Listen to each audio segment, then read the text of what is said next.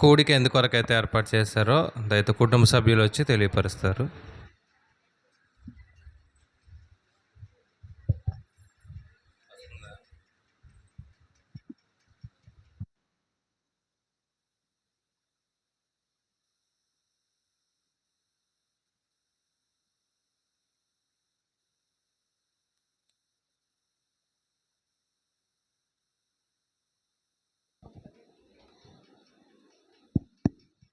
ముందుగా దేవునికి వందనాలండి. అయ్యగారికి, అమ్మగారికి, పెద్దమ్మగారికి, పెద్దయ్య గారికి కూడా వందనాలండి. కూడి వచ్చిన సంఘస్థులు కూడా నా వందనాలండి. నేను గృహం కట్టుకోవాలని ముందు సంవత్సరం కాక అంతకు ముందు సంవత్సరం సాక్ష్యం చెప్పానండి. దేవుడు ఇంతవరకు మాకు ధన సహాయం లేక మేము కట్టుకోలేకపోయామండి. ఈ సంవత్సరంలో కట్టుకుందామనేసి మేము ఏర్పాటు చేసుకున్నామండి. కొంత ధనం అయితే మాకు దేవుడు ఏర్పాటు చేశాడండి. గృహం గురించి కట్టుకోవాలని మీ అన్నదిన ప్రార్థనలో జ్ఞాపం చేసుకుంటారని అడుగుతున్నానండి. అలాగే మా కుటుంబం పట్ల దేవుడు ఎన్నో కార్యాలు చేశాడండి. అయినప్పటికీ మేము దేవుడిని ఎందుకు విడిచిపెట్టలేదు. దేవుడు ఎంతగానో కాచి కాపాడి మమ్మల్ని ఎంతగానో నడిపిస్తున్నాడు. మేము ఇంకా దేవుళ్ళో ఎదుగుటకు మేము ఎన్నో కొంచెం బాధలు పడుతున్నాము. గృహం కొరకు దాని కొరకు మీ అనుదిన ప్రార్థనలో జ్ఞాపకం చేసుకుంటారని అడుగుతున్నానండి. నా బిడ్డని, నా భర్తని, అలాగే మా అమ్మగారిని, మా నాన్నగారిని, మా అన్నయ్యల ఫ్యామిలీని కూడా మీరు అందరూ అనుదిన ప్రార్థనలో జ్ఞాపకం చేసుకుంటారని అడుగుతున్నానండి. అలాగే మా చెల్లిగారి కుటుంబాన్ని కూడా మీరు జ్ఞాపకం చేసుకోండి. వాళ్ళ ఆయనకి కొంచెం అనారోగ్యంగా ఉంటుందండి. ఆయన కూడా మీరు అనారోగ్యం లేకుండా షుగర్ ఉందండి. షుగర్లో కొంచెం నీరసంగా ఉండి ఎన్నో బాధలు పడుతున్నారండి. వాళ్ళ గురించి కూడా మీ అనుదిన ప్రార్థనలో జ్ఞాపకం చేసుకుంటారని అడుగుతున్నానండి. అలాగే మా మేనల్లుడుని, మా అన్నయ్య గారి పిల్లోడుని, మా చెల్లిగారి పిల్లోడు 10th క్లాస్ ఎగ్జామ్స్ రాస్తున్నారండి. వాళ్ళ గురించి కూడా ప్రార్థనలో పెట్టండి. అలాగే నేను చేస్తున్న పని పాటలోని మా భర్త చేస్తున్న పని పాటల్లో మీ అనుదిన ప్రార్థనలో జ్ఞాపకం చేసుకుని మీరు సంఘస్థులందరినీ అడుగుతున్నాను. మేము మళ్ళీ 2 నెలలు పోయాక ప్రార్థన పెట్టుకుందామని అనుకుంటున్నానండి. దేవుడు ఏర్పాటు చేస్తే అప్పుడు పెట్టుకుంటానండి. మీరు కూడా ప్రార్థనలో జ్ఞాపకం చేసుకుని గృహం కట్టుకుందామని వచ్చే నెలలో మేము దిగుదాం అనుకుంటున్నాము. దానికి కూడా మీరు పని పాటల్లో కూడా ఎటువంటి ఆటంకాలు లేకుండా దేవుడు సహాయం చేస్తాడని ఈ చిన్న సాక్ష్యం దేవుడు దీవించును గాక. వారి యొక్క కుటుంబ నిమిత్తం ప్రార్థన చేద్దామండి. సుభాషిణి గారు వచ్చి ప్రార్థన చేస్తారు.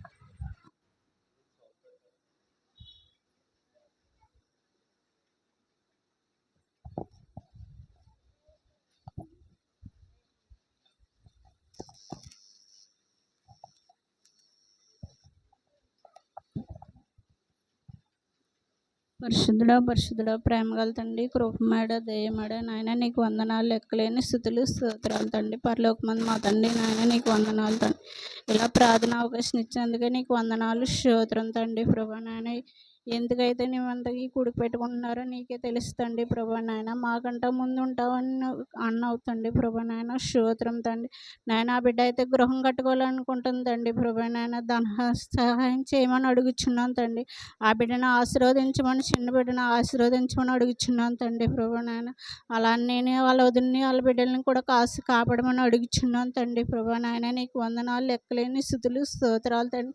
వేలాది వందనాలు, స్తోత్రం తండ్రి. ప్రభా నాయన వాళ్ళ తల్లిదండ్రులు కూడా కాపాడమని అడుగుచున్నాను తండ్రి. ప్రభా నాయన వాళ్ళ చెల్లిని కూడా కాపాడండి, వాళ్ళ బిడ్డలను కూడా కాపాడమని అడుగుచున్నాను తండ్రి. ప్రభా నాయన యేసయ్యా నా దేవ పరిశుద్ధుడా ప్రేమగల తండ్రి. ప్రభా నాయన సంఘ బిడ్డలు ఏ సమస్యలు ఉన్నారో ఆ సమస్యలు తీర్చమని అడుగుచున్నాను తండ్రి. ప్రభా నాయన మా సంఘ బిడ్డలైనా బలహీనతగా ఉన్నారు, బలపరచమని అడుగుచున్నాను తండ్రి. ప్రభా నాయన నీకు వందనాలు తండ్రి. ప్రభా నాయన యేసయ్యా నా దేవ నాయన నీకు వందనాలు, స్తోత్రం తండ్రి. ప్రభా నాయన ఆ బిడ్డ పనిపాట్ల తోడున్నాడు దయచేయమని అడుగుచున్నాను తండ్రి. ప్రభా నాయన నీకు వందనాలు, స్తోత్రం తండ్రి. ప్రభా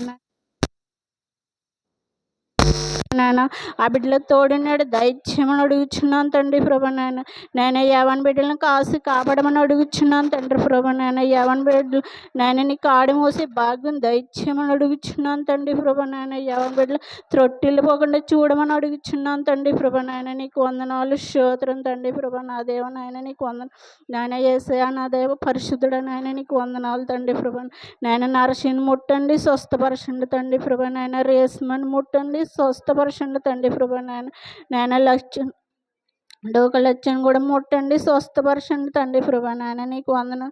నాయన రాజు భావనైతే నాయన బిడ్డను లేవనెత్తినందుకే నీకు వందనాలు స్తోత్రం తండ్రి ప్రభా. నాయన నీకు వందనాలు స్తోత్రం తండ్రి ప్రభా. నాయన అయ్యగారు ఏ వర్తమానం తీసుకొచ్చారో మాకైతే తెలియదు తండ్రి ప్రభా. నాయన హృదయం అనే పలక మీద రాసుకునే భాగ్యం దైత్యమని అడుగుచున్నాను తండ్రి ప్రభా. నాయన నీకు వందనాలు స్తోత్రం తండ్రి ప్రభా. నా దేవ నాయన నిన్ను ఎలా స్తుతించాలో ఎలా గలపరచాలో మాకు నేర్పించినందుకే నీకు వందనాలు స్తోత్రం తండ్రి ప్రభా. నాయన ఒక్కసారి మా సంఘ బిడ్డలను కాస్త కాపాడమని అడుగుచున్నాను తండ్రి ప్రభా. నాయన మా సంఘ కాపరు నాయన రాకపోకలో తోడినాడు దైత్యమని అడుగుచున్నాను తండ్రి ప్రభా. నాయన నీకు వందనాలు. నాయన సిలువుగాన కూడుకలైనా నాయన ఏ బిడ్డ తప్పిపోకుండా చూడమని అడుగుచున్నాను తండ్రి ప్రభా. నాయన నీకు వందనాలు స్తోత్రం తండ్రి. నాయన నా ప్రార్థనలు ఏమైనా తప్పులు పొరపాట్లు ఉంటే క్షమించమని, ఈ చిన్న ప్రార్థన నీ పాదాలు చెందుకు చేర్చుకొని కృష్ణావులు అడిగి పడుకుంటున్నా పరమ తండ్రి.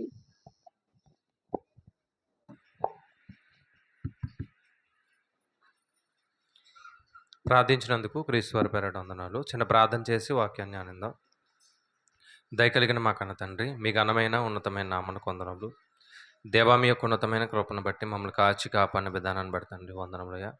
ఇటు రీతిగా మేమందరం కలిసి నీ మాటలు ధ్యానించరు దేవా, మీరు మాకు దయచేసిన ఉన్నతమైన కృపను బట్టి వందనములు. కేవలం వినివారం మాత్రమే ఉండి మమ్మల్ని మేము మోసం చేసుకోకుండా వాక్యానుసారంగా బ్రతుకుడుకు సహాయం దయచేయండి. అలాగే దేవా, ఈ కూడికి ఏర్పాటు చేసినటువంటి కుటుంబాన్ని దీవించి ఆశీర్వదించండి. కుటుంబంలో ఉన్నటువంటి సమస్యలు, ఇరుకులు, ఇబ్బందులు తొలగించండి. గృహాన్ని కట్టుకోవాలని ఆశ కలిగి ఉన్నారు, కావలసినటువంటి ధన సహాయం దేవా మీరు సమకూరుస్తారని తండ్రి కోరుచు. ఈ యొక్క కార్యక్రమంలో ప్రారంభం నుంచి ముగింపు వరకు మీరు మాకు తోడుగా ఉండి నడిపిస్తారని తండ్రి కోరుచు. ఈ యొక్క ప్రార్థన క్రీస్తు నామమును బట్టి అడిగి వేడుకుంటున్నాం పరమ తండ్రి, ఆమేన్. తండ్రి అయిన దేవునికి కృతజ్ఞతాస్తుతులు చెల్లిస్తూ ఈ కూడికి ఏర్పాటు చేసినటువంటి కుటుంబానికి, అలాగే కూడి వచ్చిన ప్రతి కుటుంబాలకి క్రీస్తు వారి పేరట వందనాలు. పరిశుద్ధ గ్రంథంలో నుండి కొన్ని విషయాలు ఆలోచన చేద్దాం. కీర్తన గ్రంథము 150 కీర్తన జ్ఞానిందాం. కీర్తన గ్రంథము 150 కీర్తన చివరి కీర్తన.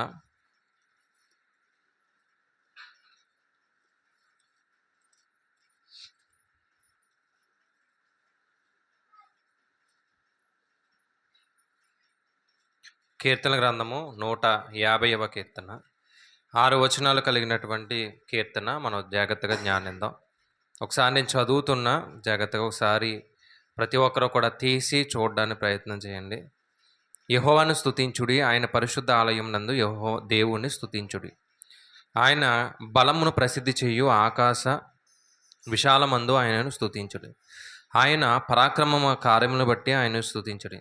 ఆయన మహాప్రభావమును బట్టి ఆయన స్తుతించుడి. బోరధ్వనితోనూ ఆయనను స్తుతించుడి. స్వరమండలంతోనూ సితారతోనూ ఆయన స్తుతించుడి. తంబురతోనూ నాట్యంతోనూ ఆయన స్తుతించుడి. తంతి వాయిద్యములతోనూ పిల్లన గ్రోవుతోనూ ఆయనను స్తుతించుడి. మ్రోగు తాళములతో ఆయన స్తుతించుడి. గంభీర ధ్వని గల తాళములతో ఆయన స్తుతించుడి. సకల ప్రాణులు యెహోవాను స్తుతించుదురుగాక, యెహోవాను స్తుతించుడి. ఈ 6 వచనాలే కాదు, పరిశుద్ధ గ్రంథంలో ఈ కీర్తన గ్రంథానికి ఒక ప్రత్యేకమైనటువంటి ఆలోచన దేవుడు మన ముందు పెట్టాడు. ఏంటి అంటే, ఈ కీర్తన గ్రంథం అంతా కూడా మనకు నేర్పించే ఒకే ఒక పాఠం: దేవుణ్ణి స్తుతించండి, దేవుణ్ణి ఆరాధించండి, దేవుణ్ణి మహిమపరచండి. ఈ విషయాలు మాత్రమే మనకి ఈ కీర్తన అనేది నేర్పిస్తుంది. కీర్తనలు చాలా రకాలుగా ఉన్నాయని మనం చాలా సందర్భాల్లో మాట్లాడుకున్నాం. దాదాపుగా నాకు తెలిసి ఒక 10-15 కీర్తనలు అనుకుంటా మనం మాట్లాడుకున్నాం. ఇంకా ఎక్కువే మాట్లాడేనేమో అనుకుంటున్నాను నేను. ఏమండి, ఇంకా చాలా ఉన్నాయి కీర్తనలు, అవి కూడా మాట్లాడేటటువంటి ప్రయత్నం చేద్దాం. ఈ కీర్తనలో ముఖ్యంగా మనం కృతజ్ఞత కీర్తనలు చూసాం, ఆరాధన కీర్తనలు చూసాం, పశ్చాత్తాపపడే కీర్తనలు చూసాం, దేవుని స్తుతించే కీర్తనలు చూసాం. కొంతమంది వ్యక్తులకు భయపడి ప్రభువా నీ సహాయం కావాలని సహాయం కొరకు కూడా చేసినటువంటి కీర్తనలు మనం అన్నీ చూసాం. అయితే ఈ కీర్తనలన్నిటిలో కూడా మనకి ఎక్కువగా కనిపించే మాట, ఈ కీర్తనలన్నీ కూడా మనకు చెప్పేటటువంటి ఒక విషయం ఏంటంటే, దేవుణ్ణి స్తుతించండి, దేవుణ్ణి ఆరాధించండి అని చెప్తున్నాయి. ఒక మాట చెప్తాను ఏంటంటే, మనం పరలోకం వెళ్ళిన తర్వాత దేవుని కృపను బట్టి మనం నీతిగా బ్రతికితే, మన నీతిని బట్టి మనం చనిపోయిన తర్వాత క్రీస్తు 2వ రాకడ వచ్చినప్పుడు, ఆ క్రీస్తు 2వ రాకడలో మనం పరలోకం వెళ్తే మనం ఏం చేస్తాం? పరలోకం వెళ్ళిన తర్వాత మనం డైలీ చేసే పని ఏంటి అని అడుగుతున్నాను. ఒకటి దేవుని స్తుతించడం అంతే. ఆ దేవుణ్ణి ఎలా స్తుతించాలి పరలోకంలో అని నేర్పేదే ఈ యొక్క జీవితం. దేవుని ఎలా మహిమపరచాలి, దేవుని ఎలా ఘనపరచాలి అని మనం ఎక్కడ నేర్చుకోవాలంటే ఈ భూమి మీద నేర్చుకోవాలి. అందుకే ఈ కీర్తనలు అనేవి చాలా ప్రాముఖ్యమైనటువంటి కీర్తనలు. ఈ కీర్తనలో 5 పుస్తకాలు ఉన్నాయని చెప్పాను నేను. ఏమండి ఎక్కడి నుంచి ఎక్కడి వరకు అనేది ఒకసారి నేను క్లాస్లో చెప్పాను, బైబిల్ క్లాస్లో. ఏమండి ఈ కీర్తనలో 5 పుస్తకాలు ఉంటాయి. అంటే స్కందము అని రాయబడ్డది. పుస్తకాలు అన్నాం లేదంటే స్కందము అన్నాం. మీరు ఏ పుస్తకాన్ని ముగింపు చూసినా ఒకే ఒక మాట కనిపిస్తుంది, దేవుని స్తుతించండి. ఒకసారి తీద్దామా? కీర్తన గ్రంథం మొదటి కీర్తన పైన ఒక మాట ఉంది, చూద్దాం. కీర్తన గ్రంథం మొదటి కీర్తన పైన ఒక మాట రాయబడ్డ చూడండి, ప్రథమ స్కందము. ఏమండి కీర్తన గ్రంథం మొదటి కీర్తన పై వచనంలో ఒక మాట రాయబడ్డది, ప్రథమ స్కందము అంటే మొదటి పుస్తకం అని అర్థం. అంటే కీర్తనలోనే ఎన్ని పుస్తకాలు ఉన్నాయి? 5 పుస్తకాలు ఉన్నాయి. మొదటిది పుస్తకం లేదా స్కందం అని రాయబడ్డది. ఈ మొదటి పుస్తకం కంప్లీట్ అయ్యేటప్పటికి దేవుడు రాసిన ఒక మాట చూద్దాం. 41వ కీర్తనకి కంప్లీట్ అయిపోయింది. 1 నుండి 41 వరకు కూడా ప్రథమ స్కందము అన్నాం. ఈ 41వ కీర్తన ముగింపులో ఒక మాట రాయబడ్డది, అది చూద్దాం. 41 ముగింపు మాట 13, ఇశ్రాయేలుల దేవుడైన యెహోవా శాశ్వత కాలం నుండి శాశ్వత కాలం వరకు స్తుతింపబడును గాక. మొదటి పుస్తకం కంప్లీట్ అయ్యేటప్పటికి మాట్లాడినటువంటి ఒక మాట, దేవుని స్తుతించండి. ఆయన ఎలాగంట శాశ్వత కాలం నుండి శాశ్వత కాలం వరకు దేవుడు స్తుతింపబడును గాక, ఆమెన్ ఆమెన్ అన్నారు. తర్వాత 2వ పుస్తకం మొదలైంది, అందుకే ద్వితీయ స్కందం అని రాశారు. ఈ 2వ పుస్తకం కంప్లీట్ అయ్యేటప్పటికి కూడా మరలా స్తుతించాలని రాశారు. ఎక్కడ? 71వ కీర్తన 72వ కీర్తన. అంటే 42 నుండి మనకి 72 వరకు కూడా 2వ పుస్తకంగా భావిస్తాం. 72వ కీర్తన 19వ వచనం చూద్దాం. ఆయన మహిమగల నామము నిత్యము స్తుతింపబడును గాక, సర్వభూమియు ఆయన మహిమతో నిండియుండును గాక, ఆమెన్ ఆమెన్. అంటే చివరగా యెషయా కుమారుడగు దావీదు కీర్తన లేదా దావీదు ప్రార్థన రాసిన పై మాట మాత్రం ఒకటే కనిపిస్తుంది, ఏంటి? సర్వభూమియు ఆయన మహిమతో నిండియుండును గాక, ఆమెన్ ఆమెన్. ఆ పైన కూడా నిత్యము స్తుతింపబడును గాక అని రాశారు. దీంతో 2వ పుస్తకం కంప్లీట్ అయింది. 3వ పుస్తకం 73 నుంచి 106 వరకు 89 అండి, నేనేదో చెప్తున్నానా?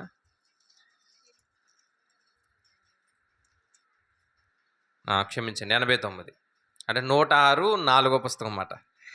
89 చివరి మాట, 89 చివరి మాట, యెహోవా నిత్యము స్తుతి నొందనగాక, ఆమెన్ ఆమెన్. ఈ ఎన్నో పుస్తకం ఇది? 3వ పుస్తకం. 3వ పుస్తకం కంప్లీట్ అయ్యేటప్పుడు కూడా ఏమని మొదలుపెట్టారు లేదంటే ఏమని ముగింపిచ్చారు అంటే, ఆయన నిత్యము ఏం చేయాలి? స్తుతించాలి అని ముగించారు. ఇక 4వ పుస్తకం ఎక్కడ ఎండ్ అయిందంటే 106. 106వ కీర్తన 48. 106వ కీర్తన 48. ఇశ్రాయేలు దేవుడైన యెహోవా యుగములన్నిటినీ స్తుతినందును గాక, ప్రజలందరూ ఆమెనందురుగాక, యెహోవాను స్తుతించుడి. ఈ 4వ పుస్తకం కంప్లీట్ అయ్యేటప్పటికి కూడా మనకి కనిపించిన మాట ఒకటే, దేవుణ్ణి స్తుతించండి అనేది. ఇక ఈ 5వ పుస్తకం ఎక్కడితో ఎండ్ అయింది? 150తో ఎండ్ అయింది. అయితే ఈ 5వ పుస్తకం ఎండింగ్ మాత్రం ఒక రిఫరెన్స్తో కాదు, 5 పుస్తకాలతో లేదంటే 5 అధ్యాయాలతో ఎండింగ్ ఉంది. అంటే ఈ 5వ పుస్తకం స్తుతి అనే మాట, ఏమండి ఈ స్తుతి లేదా దేవుని స్తుతించండి అనేది ఒక వచనంతో ఎండింగ్ అవ్వలేదు. 5 పుస్తకాలు అందం లేదంటే 5 అధ్యాయాలు అందం. 5 అధ్యాయాలతో ముగింపు వచ్చింది. ఎలా అంటే 146 నుండి 150 వరకు కూడా మీకు కామన్గా కనిపించే ఒకే మాట, స్తుతించండి. ఒకసారి చూద్దామా? 146 ప్రారంభ మాట చూడండి, యెహోవాను స్తుతించండి. 147 ప్రారంభ మాట చూడండి, యెహోవాను స్తుతించండి. 148 యెహోవాను స్తుతించండి. 149 యెహోవాను స్తుతించండి. 150 యెహోవాను స్తుతించండి.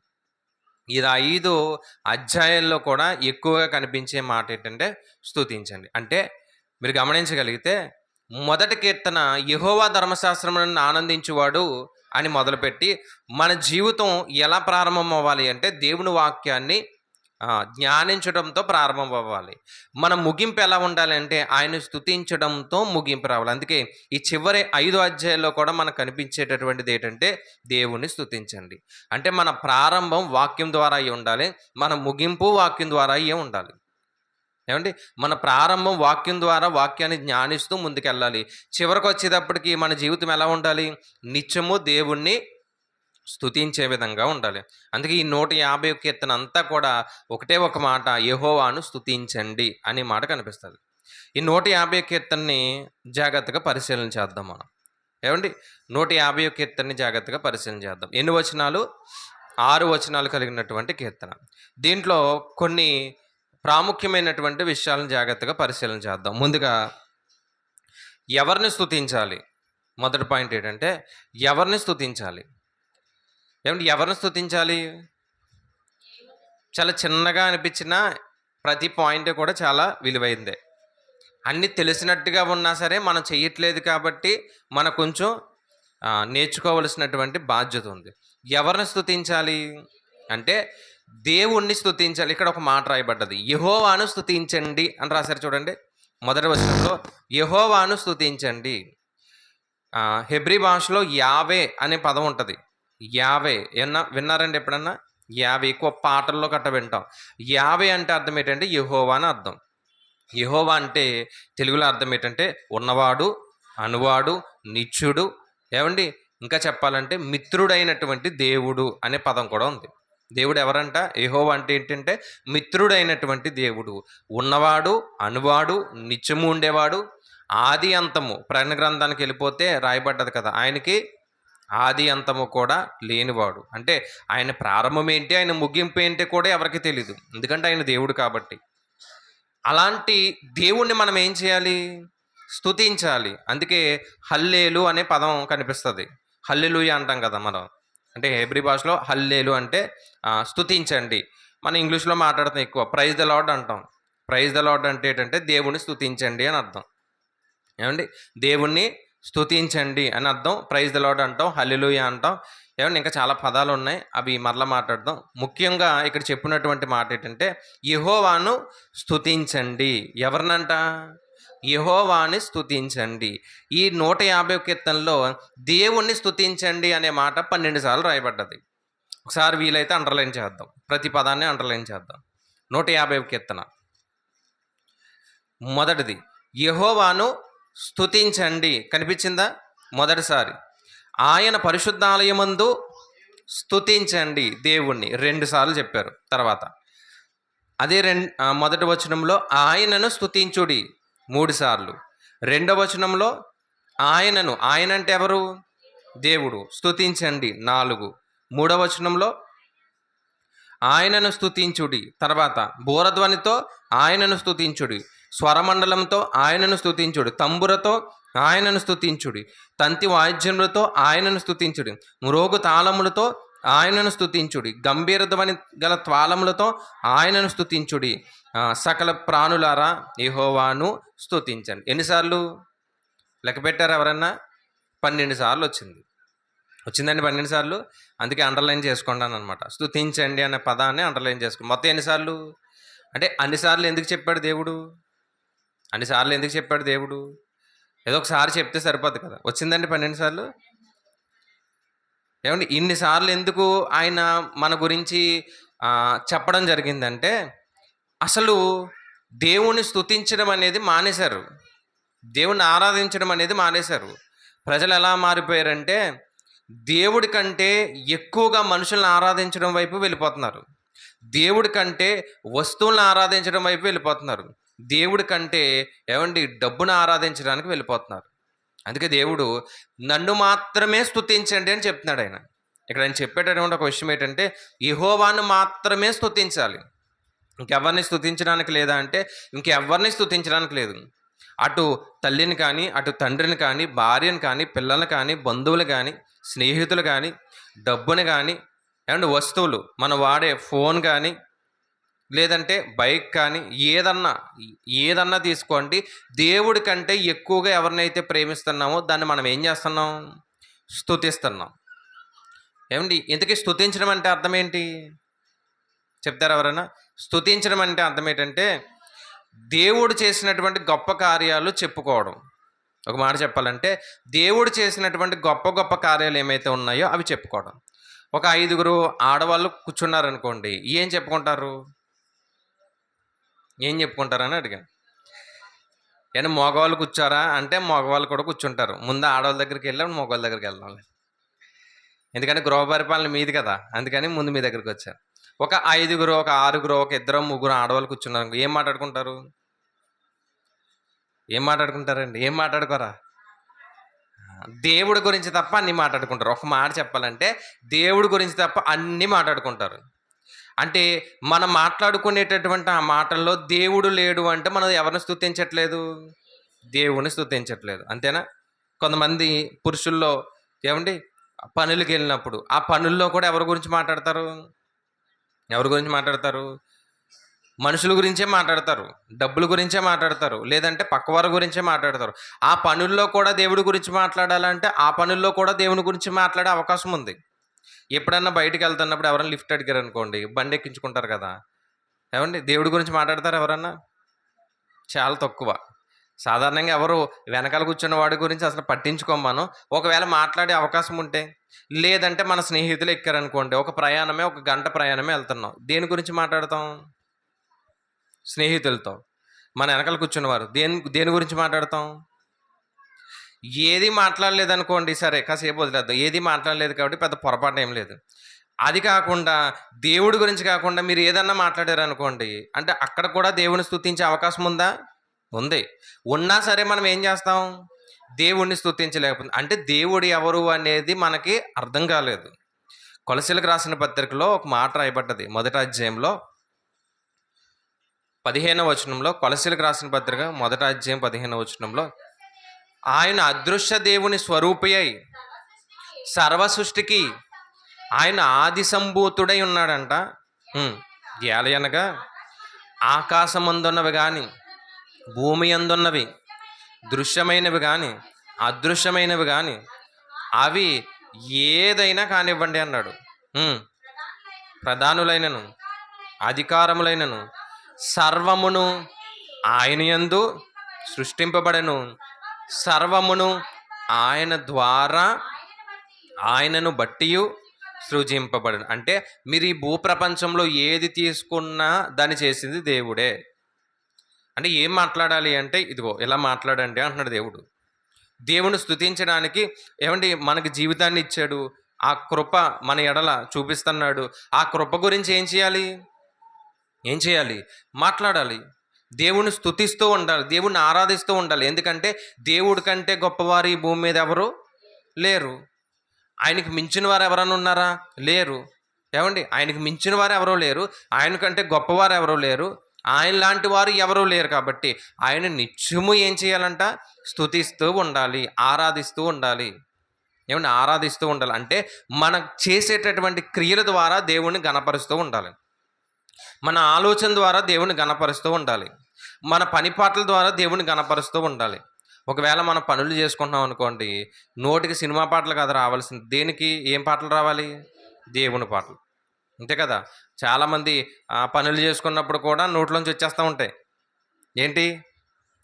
సినిమా పాటలు వస్తాయి, బూతులు వస్తాయి, అన్నీ వచ్చేస్తాయి, అన్నీ వస్తాయి. తెలుసా అండి? చాలామంది ఆవేశంగా మాట్లాడేసాను అనుకుంటారు, లోపల ఉంటేనే కదా ఎక్కడికి వస్తుంది. ఒక బూత్ మాట వచ్చింది అంటే, ఒక పోకిరీ మాట వచ్చిందంటే, అల్లరితో కూడినటువంటి ఆ మాటలు వచ్చాయంటే లోపల ఉంది కాబట్టి ఎక్కడికి వచ్చింది? బయటకు వచ్చింది. లోపల లేకపోతే వస్తుందా? అంటే దేవుణ్ణి స్తుతించేటటువంటి నోరు దేని స్తుతిస్తుందో ఆలోచించండి. దేవుడి గురించి పలకాల్సినటువంటి ఏమండి ఈ నోరు దేన్ని మాట్లాడుతుంది? ఎలాంటి మాటలు మాట్లాడుతుంది? ఎలాంటి విషయాలు మాట్లాడుతుంది? అందుకే అపవిత్రమైనటువంటి ముసలమ్మ ముచ్చట్లు అన్నారు. ఏ ముచ్చట్లు అంట? అపవిత్రమైనటువంటి ముసలమ్మ ముచ్చట్లు. అందుకే ఒక 4-5 కూర్చుంటే ఏం ముచ్చట్లు వస్తాయి? అపవిత్రమైన మాటలు వస్తాయి. అది పురుషులైనా స్త్రీ అక్కడ ముసలమ్మలు అన్నారు కదండి అనుకోకండి, ఎవరైనా. ఏమండి, ఎన్నాళ్ళ ఖాళీగా ముసలమ్మలు ఉండేవారేమో వాళ్ళు కూర్చొని మాట్లాడుకునేవారు. ఇప్పుడు ఖాళీగా యవనస్తులు కూడా ఉంటున్నారు పాపం. అందుకే వాళ్ళు కూడా ఏం మాట్లాడతారు? అవే మాట్లాడతారు. మనం మాట్లాడే ప్రతి మాటలో కూడా ఏముందంటే అపవిత్రతే ఉంది. అంటే దేవుని స్తుతించేటటువంటి కార్యాలు మన జీవితంలో ఎక్కడా కనిపించట్లేదు. మొదటి ప్రశ్న ఏంటంటే ఎవరిని స్తుతించాలి అంటే ఎవరిని స్తుతించాలి? దేవుని మాత్రమే స్తుతించాలి. ఆయన కాకుండా నువ్వు ఎవరిని స్తుతించినా అది వ్యర్థమే. అది మనిషి అయినా, అది ఏమంటే ధనమైనా, అది నువ్వు వాడుకునే వస్తువైనా, ఏదైనా కానివ్వండి, దేవుడి తర్వాతే ఎవరైనా. దేవుడి కంటే కాదు, దేవుడి కంటే ముందు ఎవరు లేరు. మనం ఎప్పుడూ కూడా ప్రధానమైనటువంటి స్థానాన్ని ఎవరికి ఇవ్వాలి? దేవుడికి ఇవ్వాలి. దాని తర్వాతే మనం ఎవరినన్నా పెట్టుకోవాలి, అంతే. కానీ మనం ముందు స్థానం ఎవరికి ఇస్తాం? ముందు స్థానం లోకంలో కూడా అదే కదా నేర్పించారు మనకి. ముందు స్థానం ఎవరికి ఇస్తాం? అందరికి ఇచ్చిన తర్వాత లాస్ట్లో మాట వస్తాడు ఆయన. ఎవరు? చివరికి అతిథి కూడా దేవోభవ అంట. అంటే అతిథి కూడా దేవుడే. చివరికి గురువు గారు దేవుడే, అతిథి దేవుడే. ఇంకా అవకాశం ఉంటే ఎవరు? దేవుడు అంతే. అంతే కదా. అవకాశం ఉంటే దేవుని పూజిస్తాం, అవకాశం లేకపోతే మనుషులందరినీ ఆరాధిస్తాం. కానీ చెయ్యాల్సింది ఏంటంటే ఒక స్తుతి చెయ్యాలి. అది ఎవరి గురించి అయి ఉండాలి? దేవుడి గురించి అయి ఉండాలి. రెండో ప్రశ్న ఏంటంటే ఎక్కడ స్తుతించాలి ఆయన్ని? ఎక్కడ స్తుతించాలి? సమాధానం అక్కడే ఉంది, చూద్దాం. ఎక్కడ స్తుతించాలి? 150వ కీర్తన 150వ కీర్తన మొదటి వచనంలో, ఆయన పరిశుద్ధ ఆలయమందు దేవుని స్తుతించుడి. ఇంకా ఆయన బలమును ప్రసిద్ధి చేయు ఆకాశ విశాలమునందు ఆయన స్తుతించుడి. ఎక్కడ స్తుతించాలంటే 2 ప్లేసులు చెప్పారు. ఒకటి ఏంటంటే పరిశుద్ధ ఆలయంలో ఆయన స్తుతించండి. రెండవది ఆయనని ప్రసిద్ధి చేసే ఆకాశ విశాలమునందు ఆయనను స్తుతించండి అన్నారు. ఆయన ప్రసిద్ధి చేసే, ఆయన బలమును ప్రసిద్ధి చేసే ఆకాశ విశాలమునందు ఆయనను స్తుతించడం. మొదటిది ఏంటంటే దేవుని పరిశుద్ధ ఆలయమందు ఆయన స్తుతించండి అన్నారు. దేవుని పరిశుద్ధ ఆలయం అంటే ఇది పాత నిబంధనలోనండి. దేవుని స్తుతించడానికి ఒక గుడారాన్ని ఏర్పాటు చేశారు, తెలుసు కదా. దావీదు గారి యొక్క కాలంలో గుడారాన్ని ఏర్పాటు చేసి దేవుడు నిత్యము ఎక్కడికి వచ్చేవాడు అంటే ఆ అతి పరిశుద్ధ స్థలం, పరిశుద్ధ స్థలం బయట ఆవరణం, తెలుసు కదా, గంగాలం ఇవన్నీ కూడా ఉంటాయి. అతి పరిశుద్ధ స్థలానికి వచ్చినప్పుడు దేవుడు ఎప్పుడైతే ఆకాశం నుంచి వస్తున్నాడో ఆ వెలుగు చూడగానే అందరూ దేవుణ్ణి స్తుతించేవారు. కోరాహ కుమారులు కూడా అదే కదా రాశారు 42వ కీర్తనలో. ఏమని? అయ్యా నిత్యము నేను స్తుతించడానికి మాకు అవకాశం ఇవ్వని ప్రార్థన చేశారు వాళ్ళు. అలా నిత్యము కూడా ఎక్కడ స్తుతించేవారు దేవుణ్ణి? ఆ ప్రత్యక్ష గుడారం దగ్గర. అది కాలానుగుణంగా ఎలా మారిందంటే యెరూషలేము మందిరంగా మారింది. నిత్యము స్తుతులు ఎక్కడ ఉండే? యెరూషలేము మందిరం దగ్గర ఉండే. అది కాస్త ఇప్పుడు ఏమైందంటే ప్రతి ప్రాంతంలో కూడా దేవుని మందిరం ఉండాలి. ప్రతి చోట పరలోకానికి ఎక్కడానికి ఒక నిచ్చెన ఉండాలి, అదే దేవుని మందిరం. మరి ఆ దేవుని మందిరం దగ్గరకు వచ్చి ఎవరిని స్తుతించాలి? దేవుణ్ణి స్తుతించాలి. ఆయన చేసిన గొప్ప కార్యాలను బట్టి ఆయన్ని స్తుతించాలంట. మరి మందిరానికి రావడమే మన కష్టం. ఫస్ట్ది ఏంటంటే మందిరానికి రావడమే కష్టం. మందిరానికి రావడమే కష్టమైనప్పుడు అంటే దేవుని స్తుతించడం ఇంకా కష్టం. చాలామంది అడవడాడవడికి వస్తారు. ఎప్పుడండి అండ్ మీరు ఏం ఫీల్ అవ్వనంటే చెప్తాను. హడావుడికి వస్తారు. ఎప్పుడంటే నా వాక్యం సగం అయిపోయాక వస్తారు. ఇక లాస్ట్లో ఏముంటుందంటే ముగింపు ప్రార్థన అవగానే హడావుడికి వెళ్ళిపోతారు. చాలా హడావుడికి వస్తారు, చాలా హడావుడికి వెళ్ళిపోతారు అన్నమాట. సినిమా థియేటర్కి ఎప్పుడు వెళ్తామంటే ఇంకా దాన్ని ఏదో అంటారు, ముందు యాడ్లు వస్తాయి కదా ఏమండి, ఆ యాడ్లు కూడా రాకముందు అలా వెళ్తాం, ఎత్తుక్కోవడానికి వెళ్తాం, మన సీట్లను ఎత్తుక్కోవడానికి వెళ్తాం. ఆ వెళ్ళి కూర్చుని అలా చూసిన తర్వాత పావు గంట కనుకుంటే వేస్తాడు సినిమా. అంతా అయిపోయిన తర్వాత వెళ్ళం మనం. ఒకవేళ ఆడు ముగింపు వేసిన తర్వాత మరలా ఇంకేమన్నా చూపిస్తాడేమో, మనకు అవకాశం ఉంటుంది కదా, అంతే కదండి. ఇంకా ముగింపు ఏమన్నా చూపిస్తాడేమో అని ఆ చివరి వరకు ఉండి వాడు అప్పుడు వేస్తాడనమాట. ఒరే వెళ్ళిపోండ్రా బాబు అని చెప్పేసి డోర్లన్నీ ఓపెన్ చేస్తాడు. అప్పుడు వెళ్తాం మనం.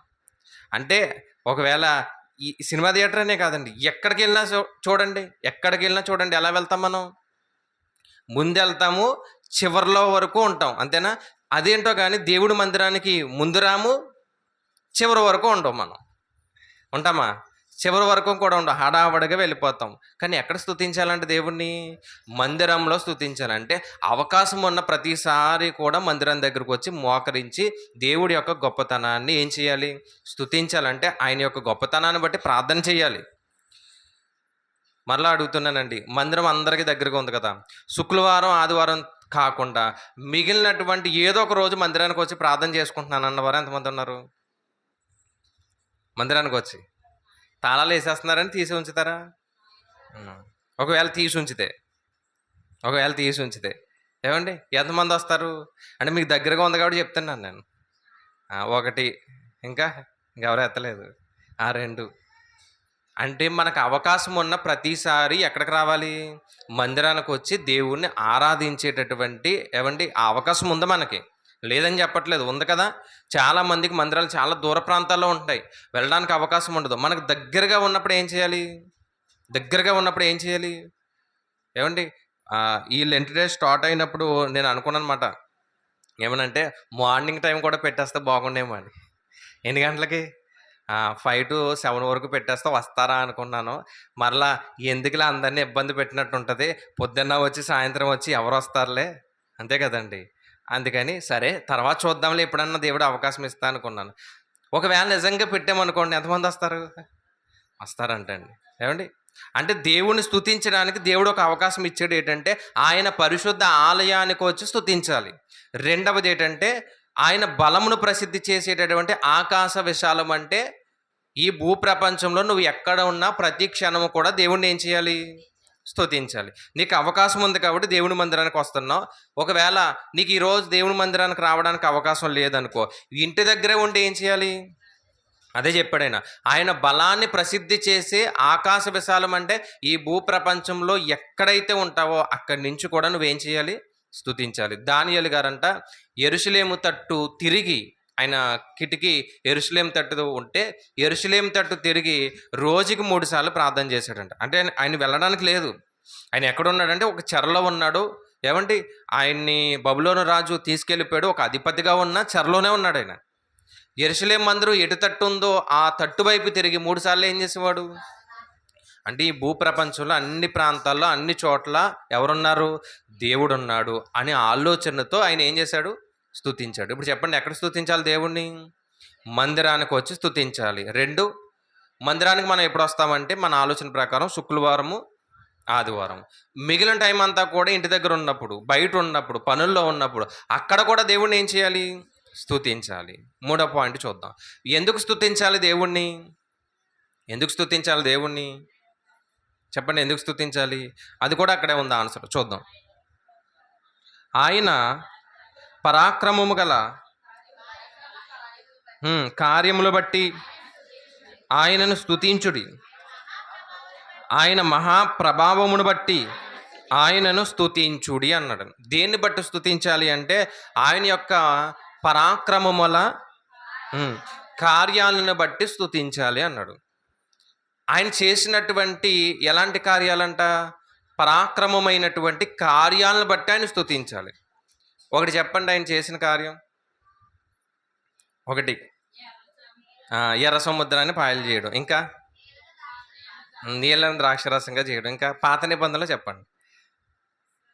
ఇంకా సూర్యుడిని చంద్రుడిని ఆపడం. ఏమండి ఎన్ని చేశాడు ఆయన? చాలామంది ప్రార్థన చేసినప్పుడు నేను వింటూ ఉంటాను. ఏమండి ఎలా ప్రార్థన చేస్తారో వింటూ ఉంటాను. ఎందుకంటే కొంతమంది తప్పు చేసినా మనం ఏం చేయాలి? సరిదిద్దాలి. కొంతమంది అప్పుడప్పుడు ప్రార్థన చేసి ఆమెను అనుకుంటే వెళ్ళిపోతారు. మీరు ఎప్పుడైనా గమనించారా? మనలోనే కొంతమంది ఆమెను అనుకుంటే వెళ్ళిపోతారు. ఆమెను అనకపోతే అది చేరదు. దేవుడే చెప్పాడు ఆమెనంటే ఏంటి? ఖచ్చితంగా చివరికి వచ్చేటప్పటికి క్రీస్తు నామంలో నేను అడుగుతున్నాను ప్రభువా అని ఆమెనంటే ఆ క్రీస్తు మన యొక్క విజ్ఞాపనని దేవుడి దగ్గర తీసుకెళ్తాడు. ఇది ఉండాలి. ఆ ప్రార్థనలో చాలామంది అంటే దేవుని స్తుతించేలా చేస్తూ ఉంటారు. ఎప్పుడైనా గమనించారా? అప్పుడప్పుడు సత్యానందం గారు చేస్తారు. అంటే పొగుడుతున్నాను కదా, కానీ సత్యానందం గారు చేస్తారు. ఆయన చేసే ప్రార్థనలో ఏలియా గారు వస్తారు, యెహోషువ గారు వస్తారు, మోషే గారు వస్తారు, అందరూ వస్తారు. ఆయన చేసిన అద్భుతాలన్నీ కూడా చెప్తారు. స్తుతించడం అంటే అదే. అంటే దేవుడు చేసిన పరాక్రమం గల కార్యాలు ఏంటంటే చాలా చేశాడు ఆయన. వీటన్నిటిని బట్టి దేవుణ్ణి ఏం చేయాలంట? స్తుతించాలి. ఇంకా ఏం చేశావు ప్రభువా అంటే, ఏమండి ఈ సృష్టిని ఎంత అద్భుతంగా చేశాడు ఆయన. ఒక వస్తువుని చెయ్యాలంటే పదార్థం ఉండాలి. దాన్ని రా మెటీరియల్ అంటాం. అంతే కదా! ఒక వస్తువుని చేయాలంటే ఏముండాలి? ఇప్పుడు ఒక కుండని చేయాలంటే ఏముండాలి? మట్టి ఉండాలా లేదా? ఒక కుండని చేయాలంటే మట్టి ఉండాలి. ఒక బంగారపు ఏవండీ ముద్దని చేయాలంటే ఏముండాలి? దానికి కూడా ఒక మట్టి ఉంటది. దాన్ని పని చేసే పని ఏమంటాము? మస్కిట్ పని అంటారు. ఏవండీ? పాదరసం కలిపి ఆ మట్టికి పాదరసం కలిపి తోముతా ఉంటారన్నమాట. అలా తోమగా చిన్న ముద్దొస్తది. సుమారు గంట, 2 గంటలు పనిచేస్తే చిన్న ముద్దొస్తది. ఏంటి? బంగారపుది చిన్నదొస్తది. ఈ బంగారం రావాలి అన్నా ఏం కావాలి? రా మెటీరియల్ కావాలి. అంటే పదార్థం కావాలి. ఏ పని చేయాలన్నా రా మెటీరియల్ ఉండాలి. మీరు గమనించండి, ఏ రా మెటీరియల్ లేకుండా నోటి మాట ద్వారా చేసాడు దేవుడు. ఆదికాండం 1వ అధ్యాయం చదువుతుంటే 6 దినాలు సృష్టిలోనండి ఏ రా మెటీరియల్ లేదు. సూర్యుని చేయడానికి నోటి మాటే, చంద్రుని చేయడానికి నోటి మాటే, ఈ ప్రకృతిని చేసిన ప్రతిదాన్ని నోటి మాటతోనే చేశాడు దేవుడు. చివరికి మనల్ని చేయడంలో కూడా ఒక మట్టిని తీసి జీవవాయువుని ఊదగా ఆ, ఏమండి, ఆయన నోటి మాట ద్వారా ఇంత ప్రకృతిని చేస్తే మనుషులు ఏమంటున్నారంటే చాలామంది, ఏమండి, ఒక గుడ్డు వచ్చిందంట, ఆ గుడ్డ అలా తిరుగుతూ పగిలిందంట, సృష్టి వచ్చిందంట. ఒక ఆయన అంటాడు అసలు సృష్టిని దేవుడే చేయలేదు, దాని అంతటా అదే పుట్టింది అంటాడు. అలాంటి వాళ్ళకి మన ప్రభుత్వాలు పిహెచ్డీలు ఇస్తున్నాయి. ఏమిస్తున్నాయి? పిహెచ్డీలు. మరి ఆయన ఉన్నాడో లేదో నాకు తెలియదు కానండి, ఒక ఆయన ఉంటాడు, స్టీఫెన్ హాకింగ్ అనుకుంటా, తెలుసా అండి? కుర్చీలో కూర్చుంటాడు కదా, కుర్చీలో కూర్చుంటాడు, చుట్టూ అమ్మాయిలే ఉంటారు పాపం ఆయనకి. కుర్చీలో కూర్చుంటాడు. ఆయనకి పిహెచ్డీ ఇచ్చారు, ఆయనకి పెద్ద పెద్ద అవార్డులు ఇచ్చారు, ఆయన చాలా పొగిడేశారు. మరి ప్రస్తుతానికి ఉన్నాడో లేదో తెలియదు కానండి నాకు. ఆయన అన్న మాట ఏంటంటే, ఈ విశ్వం అంట తనంతటా తానే వచ్చింది అన్నాడు. ఒక ఆయన అన్నాడు, ఒక గుడ్డు పగిలిందంట, విశ్వం వచ్చిందంట. దేవుడు ఎంత క్లియర్గా రాశాడు చూడండి. నేను చేశాను, నా నోటి మాట ద్వారా చేశానంటే దేవుడు చేసినటువంటి అద్భుతాలు ఎంత గొప్పగా ఉన్నాయి, ఎంత గొప్పగా ఉన్నాయి. ఇంకా ఆలోచించగలిగితేనండి, ఒక మాట ఉంది, రోమిలికి రాసిన పత్రిక 1వ అధ్యాయము 19-20 వచనాల్లో, రోమిలికి రాసిన పత్రిక 1వ అధ్యాయం 20 వచనం. ఎందుకనగా దేవుని గూర్చి చదవండి. అది వారి మధ్య విషదమై ఉన్నది, దేవుడు అది వారికి ఆయన అదృశ్య లక్షణములు అనగా ఆయన నిత్యశక్తియు దేవత్వము జగదుత్పత్తి మొదలుకొని సృష్టింపబడిన వస్తువులను ఆలోచించుట వలన ఆయన ఏంటో తెలుస్తుందంట. దేన్ని ఆలోచిస్తే? బయట ఉన్నటువంటి సృష్టిని ఆలోచిస్తే, అదే కదా ఆ పదాన్ని వాడారు చూడండి. దేన్నంట? సృష్టించబడినటువంటి వస్తువులను ఆలోచించుట వలన తేటపడుచున్నది. ఈ సృష్టిని చూస్తే దేవుడు ఏంటో తెలిసిపోతుంది. ఈ సృష్టిని చూస్తే దేవుడు ఏంటో తెలిసిపోతుంది. సముద్రాలు ఎలా ఉన్నాయి? ఎవరు చేశారు? దాంట్లో ఉన్నటువంటి ఏమండి చేపలంట కొన్ని కోట్లు ఉన్నాయంట. ఎన్ని కోళ్ళు ఉన్నాయి, ఎన్ని మేకలు ఉన్నాయి, ఎన్ని తినేస్తున్నాం మనం? చిన్నప్పటి నుంచి తింటానే ఉన్నాం, అయినా వస్తానే ఉన్నాయి. అవి ఎలా వస్తున్నాయి అంటే ఎలా వస్తున్నాయి? కరెంట్ పెట్టేయండి రెడీ చేస్తున్నారా? నేను అవి చెప్పట్లేదు, మామూలుగా వచ్చి చెప్తున్నా. ఏమంటే ఎన్ని తింటున్నా వస్తానే ఉన్నాయి, ఆకుకూరలు వస్తానే ఉన్నాయి, కూరగాయలు వస్తానే ఉన్నాయి. ఈ సృష్టిని చూసినప్పుడు మనకు అర్థమవుతుంది ఎవరు చేశారు? దేవుడు చేశాడు, దేవుడు చేశాడని. కానీ ఆ దేవుడు చేసినటువంటి ఆ విషయాన్ని మర్చిపోయి కృతజ్ఞత లేకుండా మాట్లాడుతున్నారంట వీళ్ళు. ఏమని? మరియు వారు దేవుణ్ణి ఎరిగి ఆయనను దేవునిగా మహిమపరచలేదు, కృతజ్ఞతాస్తుతులు చెల్లింపలేదు, కానీ తమ వాదముల యందు వ్యర్థులైరి. దేవుడు చేశాడు అని ఒప్పుకోకుండా, ఆయనకు కృతజ్ఞత చెల్లించకుండా చివరికి ఏమయ్యారు? తమ వాదాలలో వ్యర్థులైపోయారు. ఇప్పుడు కూడా దేవుడు సృష్టిని చేశారంటే నమ్మట్లేదు వాళ్ళు. కానీ అలాంటి వాళ్ళకి ఏమిస్తున్నారంట? పెద్ద పెద్ద పోస్టులు ఇస్తున్నారు, పిహెచ్డీలు ఇస్తున్నారు, అవార్డులు ఇస్తున్నారు. ఒకానొక దినాన దేవుడు కూడా ఇస్తాడు ఒక అవార్డు, భయంకరమైనటువంటి అవార్డు ఇస్తాడనమాట. అందుకే ఈ సృష్టిని చూస్తే తెలుస్తుంది దేవుడు ఎంత గొప్ప కార్యాలు చేశాడు. ఒక పక్క ఏమండి ఎర్ర సముద్రం, వెనకాలేమో శత్రువులు. దేవుడు సముద్రాన్ని 2 భాగాలు చేసి ఏమండి ఎలా నడిపించాడు? దేవుడు ఆరిపోయినటువంటి నేల మీద నడిపించాడంట. ఆహారం ఎలా కురిపించాడు? ఇన్ని కార్యాలను బట్టి దేవుడిని ఏం చేయాలి? స్తుతించాలి. ఇంకా చెప్పాలంటే 139వ కీర్తన మన బాగా పరిచయమైన కీర్తన, పుట్టినరోజులో మాట్లాడుతూ ఉంటాం. ఏమండి మనం ఎలా ఉన్నామో ఒకసారి అద్దం దగ్గరికి వెళ్ళి చూసుకోగలిగితే దేవుని స్తుతించవచ్చు. నువ్వు భూప్రపంచాన్ని చూడాల్సిన పని లేదు, ప్రకృతిని చూడాల్సిన పని లేదు. ఒకసారి అద్దం దగ్గరికి వెళ్ళి నీ యొక్క ఆకారాన్ని చూసుకో. ఆశ్చర్యమును భయమును కలుగుచున్నవి అన్నాడు 139వ కీర్తనలో దావీదు గారు. నా జీవితాన్ని, నా యొక్క శరీరాన్ని, నా యొక్క స్థితిని చూస్తుంటే ప్రభువా ఆశ్చర్యమును భయము కలుగుతుంది అన్నాడు. మొన్న కూడా ఒక డాక్టర్ గారు ఒక ఇంటర్వ్యూలో మాట్లాడినప్పుడు ఒక మాట చెప్పారు. ఏంటంటే మనలో ఉన్నటువంటి నరాలు బయటకు తీస్తే, మనలో ఉన్న నరాలు బయటకు తీస్తే ఈ భూ ప్రపంచం సరిపోద్దంట. అన్ని నరాలు ఉన్నాయంట. అన్ని నరాలు దేవుడు ఎక్కడ కుక్కాడు? మన శరీరంలో. ఏమంటే కొన్ని ట్రిలియన్ సెల్స్ ఉన్నాయంట మనలో. అంటే 1,00,000, 10,00,000, కోటి అంటాం కదా, దాన్ని ఏమంటే బిలియన్ అంటాం కదా, దానికి మించిమాట అన్ని సెల్స్ ఉన్నాయంట. లోపల డిఎన్ఏలో కోడింగ్ పెట్టాడంట దేవుడు. కోడింగ్ అంటే తెలుసా అండి? అంటే ఈ కన్ను దేని మాట ఏంటది? మెదడు మాట అంటే కదా, మెదడు నుంచే కదా అన్నీ కూడా వెళ్తూ ఉంటాయి. ప్రతిదీ కూడా ఎలా పని చేయాలి? ఒక గోర ఉందనుకోండి దాని పని ఏంటి, ఒక కన్ను ఉందనుకోండి దాని పని ఏంటి, కాళ్ళు ఉంటే దాని పని ఏంటి, ప్రతి దానికి కోడింగ్ పెట్టాడంట. డిఎన్ఏలో కోడింగ్ పెట్టాడంట. అసలు ఎలా పెట్టాడు దేవుడు? కంప్యూటర్లో పెడతాం కదా, కోడింగ్ అంటాం కదా. అంటే నువ్వు ఈ పని చెయ్యాలని కోడింగ్ ఇవ్వగానే ఆ కంప్యూటర్ ఏం చేస్తుంది? మనం ఎలా అయితే చెప్పామో, మనం ఎలా అయితే కోడింగ్ రాసామో ఆ కోడింగ్ బట్టి ఆ కంప్యూటర్ పనిచేస్తుంది. దేవుడు మన డిఎన్ఏలో పెట్టాడు. ఏమని? ఏ అవయవం ఎలా పని చేయాలి, దేనికి పని చేయాలి, ఎంతవరకు ప్రతి దాన్ని పెట్టాడు. ఒకసారి ఆలోచించండి. మన శరీర భాగాలను చూసుకుంటేనే అద్భుతం.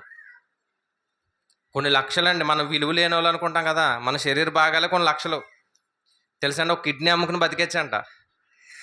అమ్మేసుకోకండి అండి. అంటే అన్ని కోట్లు ఎక్కడ ఉన్నాయి? మనలో ఉన్నాయి. ఒక ఆరోగ్యం దెబ్బతిన్నది అనుకోండి, హాస్పిటల్కి వెళ్ళగానే లక్షలు అయిపోతున్నాయి. చిన్నదానికి లక్షలు అయిపోతున్నాయి. అంటే మన అవయవాలను దేవుడు ఉచితంగా చేశాడా? డబ్బులు ఏమన్నా ఇచ్చామా? చెయ్యికో 1,00,000, కాలుకో 1,00,000, చెవుకో 1,00,000 ఇచ్చామా దేవుడికి? ఇచ్చామండి. నేను చెవు కొనుక్కున్నానండి దేవుడి దగ్గర 2 లక్షలు ఇచ్చాన్నవారు ఎవరైనా ఉన్నారా? ఇంకా ఒకవేళ పోయిందనుకోండి, డాక్టర్ గారు అంటారు నువ్వు ఎంత డబ్బులు ఖర్చు పెట్టినా రాదది, కాకపోతే దానికి సంబంధించినటువంటి కొన్ని పెడతాం అంతే అంటాడు. అంతే. ఈ కొత్తది అంటే దేవుడు ఇచ్చింది మరలా తిరిగి వస్తుందా? రాదు. ఎంత అద్భుతాన్ని చేశాడు దేవుడు, ఒకసారి ఆలోచించండి. ఎంత అద్భుతాన్ని చేసినందుకు దేవుడిని ఏం చేయాలి? స్తుతించాలి. అంతకంటే గొప్పది ఉంది. ఏంటంటే అంతకంటే గొప్పది ఒకటి ఉంది. చూద్దాం ఒకసారి. తిమోతికి రాసినటువంటి మొదటి పత్రిక 6వ అధ్యాయం 15. తిమోతి గారికి రాసినటువంటి మొదటి పత్రిక 6వ అధ్యాయం 15. శ్రీమంతుడును అద్వితీయుడైన సర్వాధిపతి యుక్త కాలమందు ఆ ప్రత్యక్షతను కనపరచుచు ఆ సర్వాధిపతి రాజులకు రాజును ప్రభులకు ప్రభునై ఉన్నాడు. ఆయన ఎలా ఉన్నాడు? సమీపింపరాని తేజస్సులో ఆయన మాత్రమే నివసించుచు అమరత్వం గలవాడై ఉన్నాడు. మనుషులలో ఎవడను ఆయనను చూడలేదు, ఎవడను చూడనేరడు. ఆయనకు ఘనతయు శాశ్వతమైన ప్రభావము కలిగి ఉండునుగాక. ఆమెన్. ఏమండి, ఆయన ఎలాంటి వాడు అంటే ఆయన మాత్రమే వసించుచు అమరత్వం గలవాడై మనుషులలో ఎవడను ఆయనను చూడలేదు అని రాయబడ్డది కదా. ఒకసారి కొలసీలకు రాసిన పత్రిక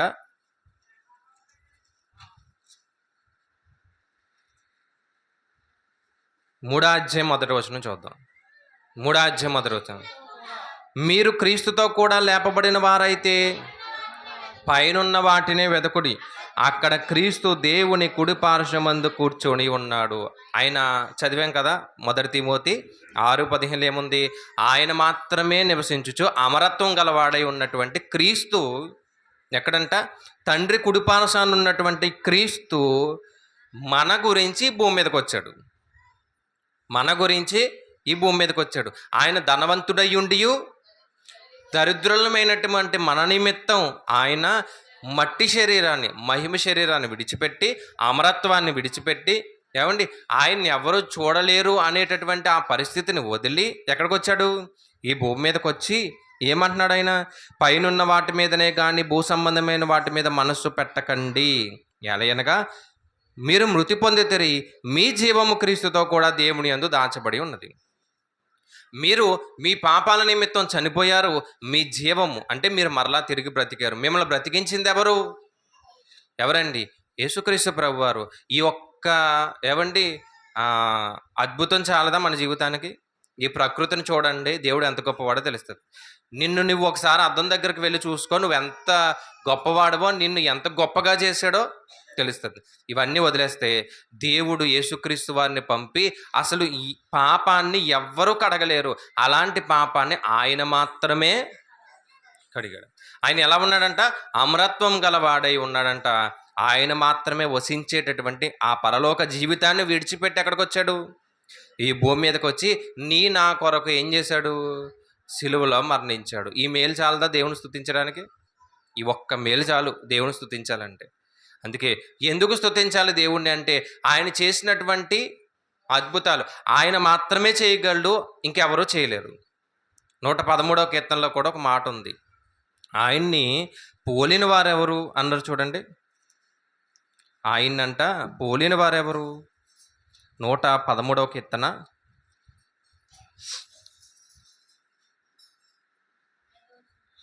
5వ వచనం. ఉన్నతమందు ఆసీనుడై ఉన్న మన దేవుడైన యెహోవాను పోలి ఉన్నవాడెవడు? చూడండి, ఉన్నతమైన ఆసీనుడై ఉన్న మన దేవుడైన యెహోవాను పోలి ఉన్నవాడెవడు? ఆయన పోలి ఎవరు ఉండగలరు? పరాక్రమము గల కార్యాలు చెయ్యాలంటే ఆయనే. ఆ కార్యాలు చేసి ఆయన ఇంకెంత పరాక్రమం గల వాడో ఒకసారి ఆలోచించండి. అందుకే ఆయన్ని పోలిన వారెవరు? ఆయన పోలి ఎవ్వరూ లేరంట. ఆయనకు ముందు, ఆయనకు పైన ఎవరూ లేరు. ఆయనకు పైన ఎవరూ లేరు. ఆయనకంటే గొప్పవారు ఎవరూ లేరు. అందుకే దేవతలు అనబడిన ఉన్నవు అన్నారు. అంటే మీరు అనుకుంటున్నారు కానీ అవి ఏమీ లేవు, ఆయన ఒక్కడే దేవుడు. అందుకే చదువుతాం కదా, తండ్రి అయినటువంటి దేవుడు ఒక్కడే, బాప్తిసం ఒక్కటే, విశ్వాసం ఒక్కటే అని చదువు. ఆయన ఒక్కడేనంట దేవుడు. ఆయన లాంటి వారు ఎవ్వరూ లేరు. ఆయన చేసే అద్భుతాలు ఎంత గొప్పగా ఉంటాయి, ఎంత ఆశ్చర్యం అనిపిస్తాయి. అందుకే ఏమండి, మత్తయి, మార్కు, లోక, యోహాన్ చదువుతుంటే, ఎక్కువగా మార్కు, లోక చదువుతుంటే ఆయన యేసుక్రీస్తు వారు చేసినటువంటి అద్భుతాలన్నీ కనిపిస్తాయి. పాత నిబంధనలో తండ్రి అయినటువంటి దేవుడు చేసిన అద్భుతాలు మనకు కనిపిస్తే ప్రవక్తల ద్వారా, స్వయంగా యేసుక్రీస్తు వారు చేసిన అద్భుతాలే చాలా గొప్పగా ఉంటాయి. చనిపోయిన వారు లేపడం. మొన్న కూడా ఒక గృహకూడికలో మాట్లాడాను, ఒకవేళ మీరు లైవ్ చూసుంటే, కనాను స్త్రీ కుమార్తె గురించి మాట్లాడాను. కనాను స్త్రీ కుమార్తె దెయ్యం పట్టింది. ఆ దెయ్యం పట్టినటువంటి ఆ కుమార్తెని బ్రతికించుకోవడానికండి ఆ తల్లి పడినటువంటి వేదన ఒకసారి వీలుంటే చూడండి. ఆమె ద్వారా ఒక 7 పాఠాలు ఈజీగా నేర్చుకోవచ్చు మనం.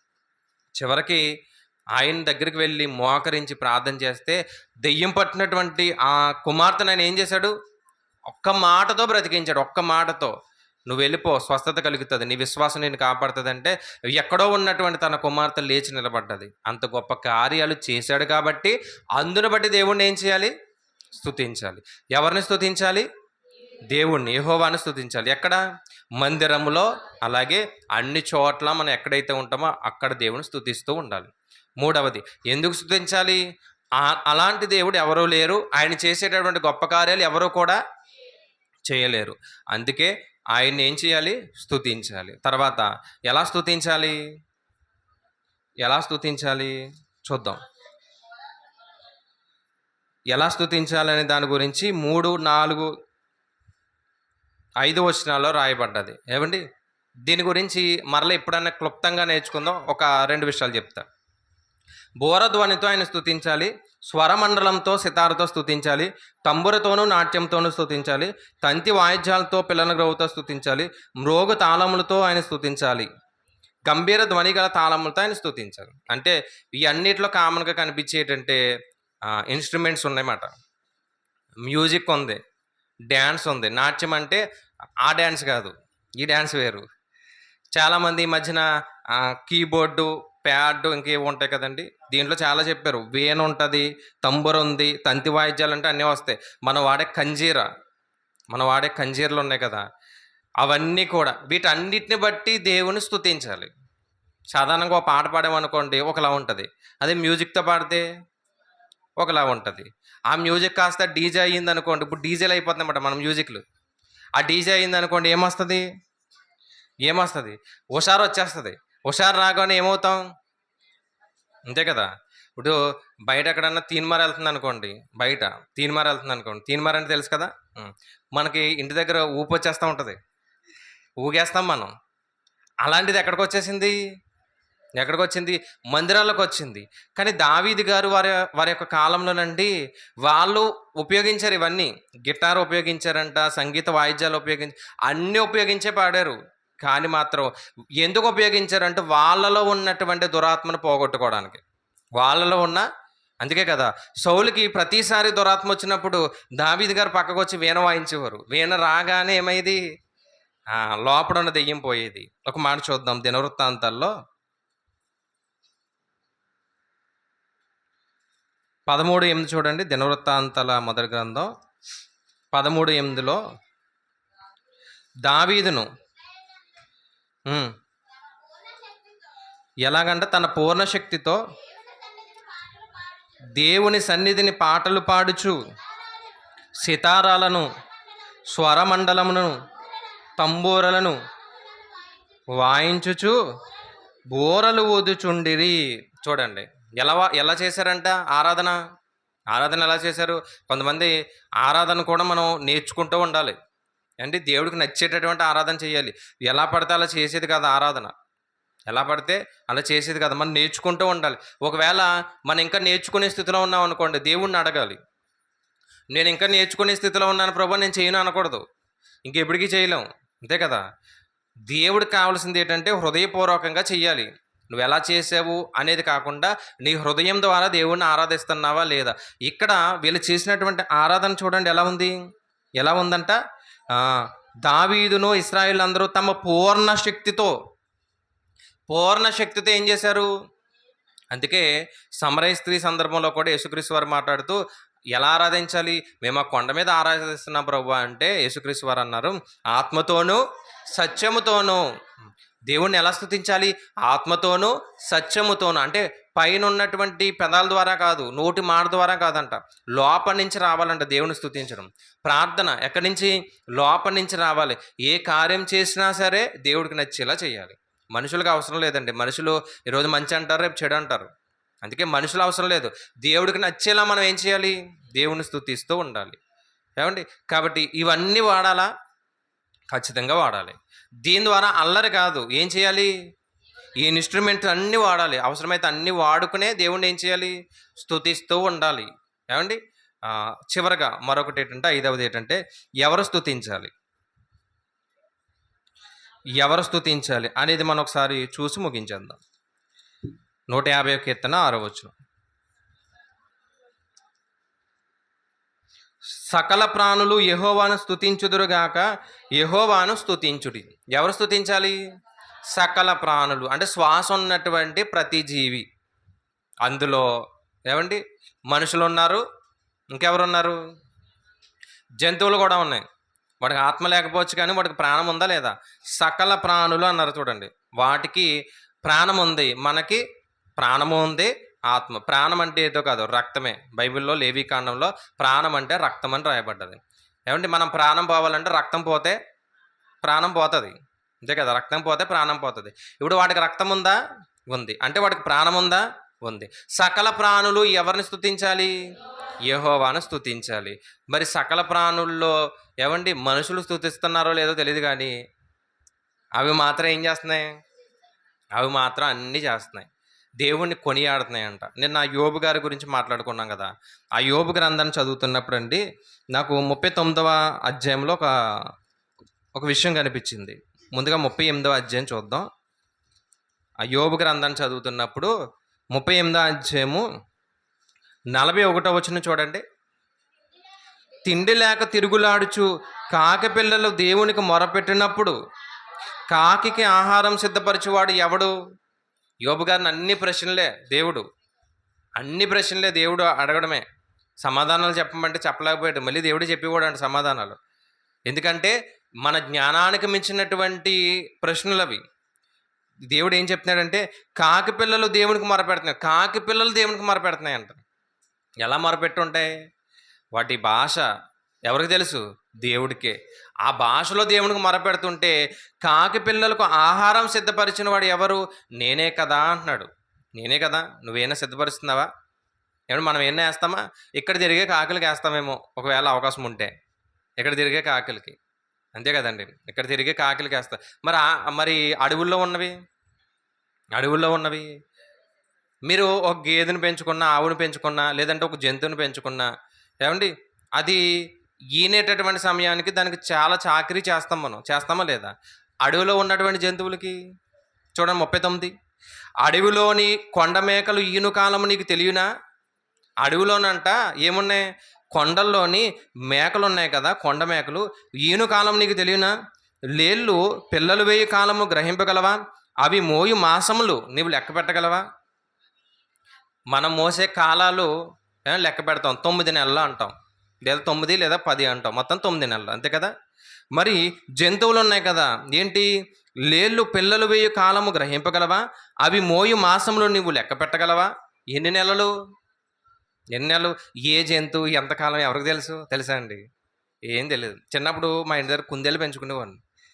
అది చాలా చాకరీ చేయాలి వాటికి, తెలుసు కదండి. అందుకే చాలా చిరాకు వచ్చి దాన్ని వేరే వాళ్ళకి ఇచ్చేసామాట. అంటే ఒక చిన్న జంతువునే మనం ఏంటి పెంచుకోవాలంటే ఎంత చాకరీ చేయాలి వాటికి. మన ఇంటి దగ్గర పెంచుకున్నాం కాబట్టి ప్రేమతో చేస్తాం. మరి అడవిలో అవి ఈను కాలం నీకు తెలియనా? తెలియదు. అవి మోయు మాసం నేను లెక్క పెట్టగలవా? లేవు. అవి ఈను కాలము ఎరుగుదువా? ఏ కాలం ఎవరికి తెలుసు? అప్పుడు నువ్వేమన్నా ఉన్నావా అక్కడ? లేదు కదా. అవి వంగి తమ పిల్లలను కనును. అవి ఎలా కంటాయంట? వంగి తన పిల్లలను కనును, తమ పిల్లలను వేయును అన్నాడు. చూడండి, కింద పుట్టినోట్లో మంచి మాట రాశారు. తమ అంటే కింద పుట్టినోట్లో నొప్పులు అన్నాడు. అంటే స్త్రీలకే కాదు, అంటే మనుషులకే కాదు, నొప్పులు ఎవరికి ఉన్నాయి? జంతువులు కూడా ఉన్నాయి. నొప్పులు చదువుదాం, ఆ పదాన్ని పెట్టి చదువు. నొప్పులు పిల్లలను వేయును. అవి వంగి తమ పిల్లలను కనును, నొప్పులు పిల్లలను వేయును. వాటి పిల్లలు పుష్టి కలిగి ఎడారిలో పెరుగును. అవి ఎలా పెరుగుతున్నాయి, ఎలా ఈనుతున్నాయి, వాటి కాలం ఎంత? వాటిని చూసేది ఎవరు? నువ్వేమన్నా చూస్తున్నావా యోబు అంటే, లేదు ప్రభువా, నేనే కదా చూసుకుంటున్నాను అన్నాడు. అంటే అన్నీ కూడా ఎవరిని స్తుతిస్తున్నాయి? అన్నీ దేవుణ్ణి స్తుతిస్తున్నాయి. ప్రతీదీ కూడా, ఒక మనిషి తప్ప. ఏమండి, అంతే కదా. మనిషి తప్ప అన్నీ కూడా ఎవరిని స్తుతిస్తున్నాయి? అటు పక్షులు కానీ.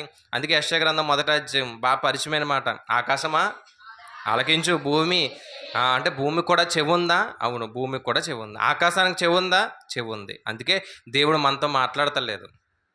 అందుకే ఒక మాట చెప్పాడు దేవుడు. మొన్న ఎఫెసీ అనే సంఘం గురించి మాట్లాడినప్పుడు చెప్పాను, చెవి గలవాడు వినుగాక అన్నాడు. అంటే మనకు చెవులు లేవు, ఆకాశానికి భూమికే చెవులు ఉన్నాయి. అందుకే దేవుడి మాట వెంటనే అవి వింటున్నాయి, మనం వినట్లేదు. అంటే అన్నీ కూడా దేవుడిని ఏం చేస్తున్నాయి? స్తుతిస్తున్నాయి. చివరికి ప్రకటన గ్రంథానికి వెళ్దాం. ప్రకటన గ్రంథం పరలోక రాజ్యంలో జరిగే సన్నివేశం, 4వ అధ్యాయం.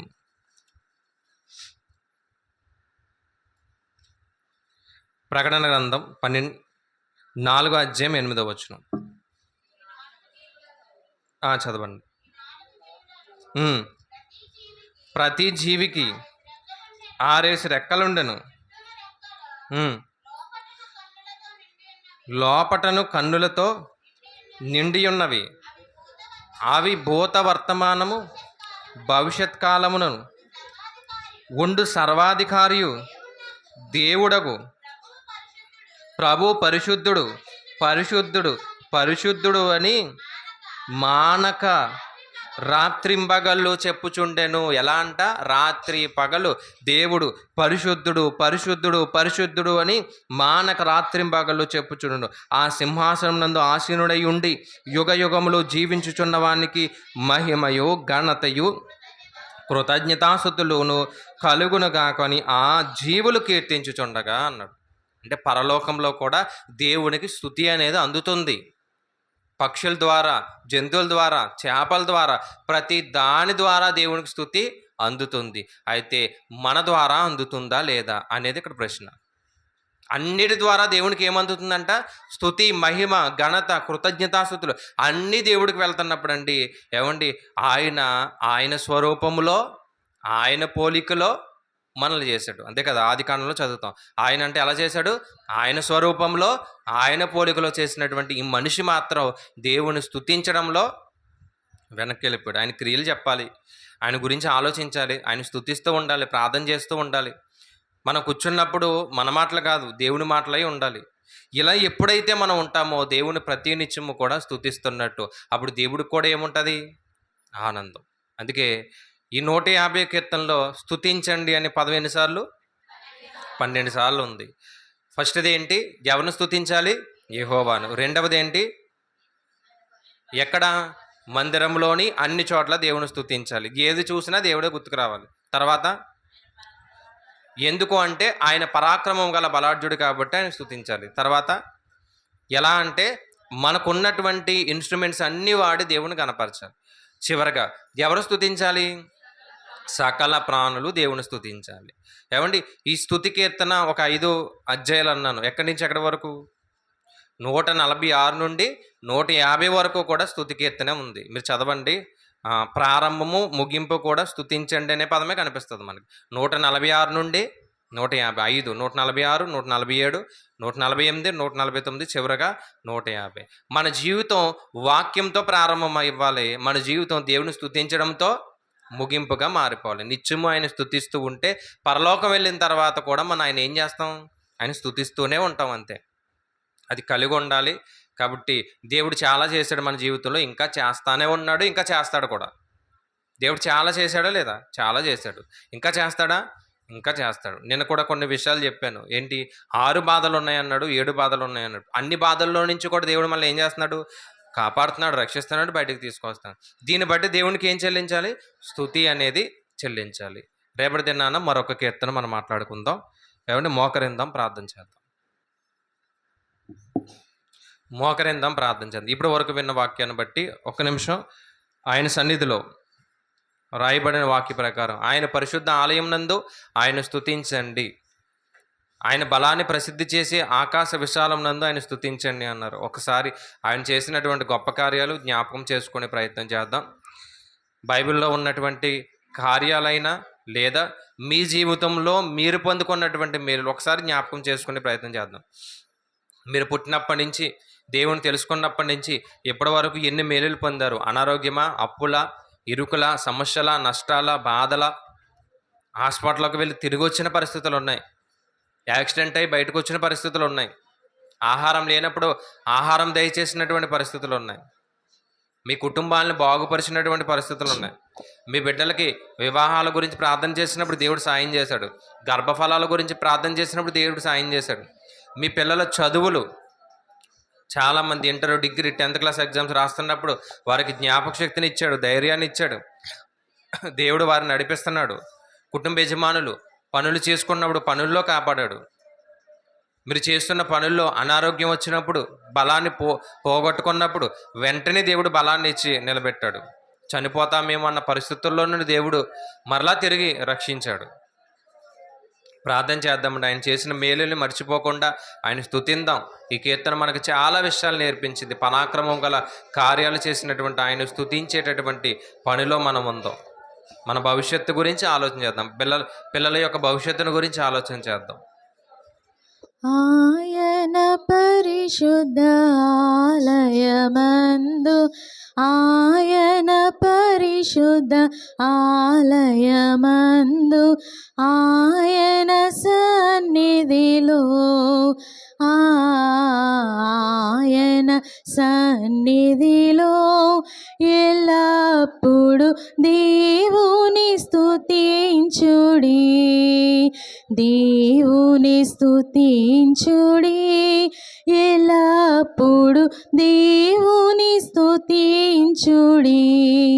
ఆయన పరక్రమ కార్యముల్ బట్టి, ఆయన పరక్రమ కార్యమున్ బట్టి, ఆయన ప్రభవమును,